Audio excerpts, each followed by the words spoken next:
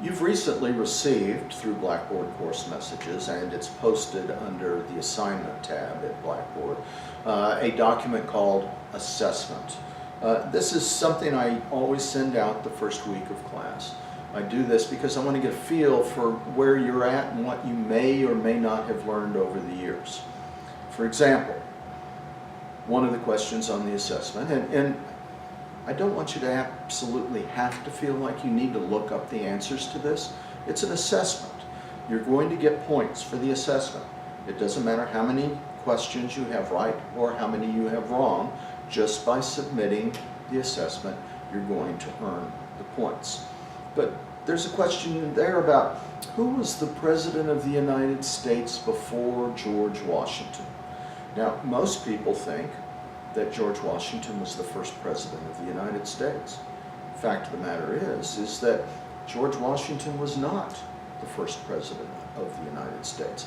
Most political scientists, people who study government and people who teach government, recognize that there were up to 9 presidents of the United States before George Washington.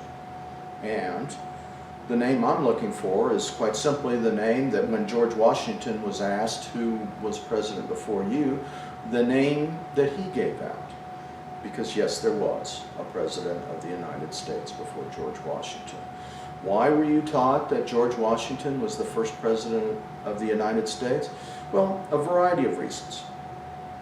First of all, he was the first president of the United States under our current governing document, the Constitution of the United States of America. But also, you know, when you're in grade school, when you're in middle school, when you're in high school, there's a limited amount of time that your teachers have to spend time with you talking about government when you do have the occasion to study government. And there's a limited amount of money to spend on textbooks. So what would happen in a high school course is you would have a textbook, and it would talk to you about not everything related to American government, but just some very basics, because that's all they have time to cover.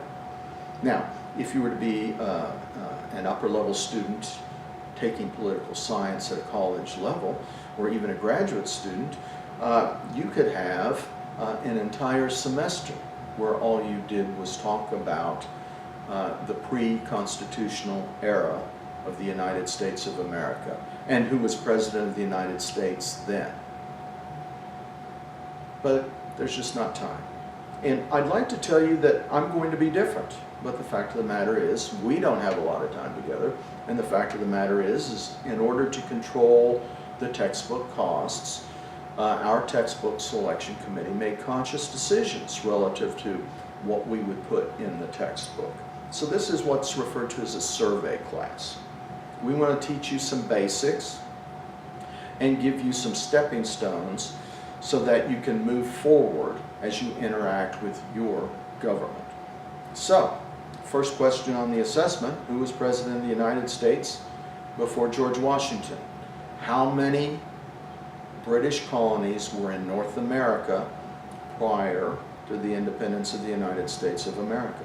The answer is not what you think, nor probably what you were taught. So, look at the assessments. Don't be afraid to guess. Don't look them up. There's no reward to looking them up and getting 100% of the questions correct. However, I will tell you that out of close to 2,000 students, I've never had anyone get all of them correct. Out of 2,000 students, I typically have 1 or 2 students who might get 1 or 2 correct. So this is an assessment. It's not a test. And it will allow me to teach you some other things as we talk about the assessment, about your government, and about some things that you think you know that you don't know, and some things that you should know. So have some fun with it. We'll get back to you. And I hope you're having a great semester. Thank you.